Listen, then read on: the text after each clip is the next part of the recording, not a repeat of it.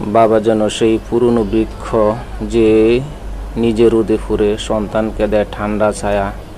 বাবা ঠিক নদীর মতো চুপচাপ বয়ে চলে, তবুও বাঁচিয়ে রাখে সন্তানকে। বাবা হলেন পুরনো কাঠের চেয়ার, যে নড়ে না কখনো, কিন্তু সব বর সইতে জানে। বাবা যেন একটি প্রদীপ, নিজে জ্বলে ফুরে ঘরটাকে রাখে আলোকিত। বাবা হলো পাহাড়ের মতো চুপচাপ দাঁড়িয়ে থাকে, তবুও তার ছায়া পড়ে বহুদূর পর্যন্ত। বাবা যেন সেই পুরনো নৌকা, যে ঢেউয়ের সাথে লড়ে তবু সন্তানকে পৌঁছে দেয় নিরাপদ তীরে। বাবা একটি আয়নার মতো, নিজেকে আড়ালে রেখে সবসময় আমাদের সঠিক মুখটাই দেখান। বাবা যেন হাওয়ার মতো, দেখা যায় না, তবুও প্রতিটা নিঃশ্বাসে তার অস্তিত্ব টের পাওয়া যায়। বাবা সেই দেওয়াল, যে সব জ্বর ঠেকিয়ে রাখে, যাতে ঘরের মানুষ টেরই না পায় জ্বর এসেছিল।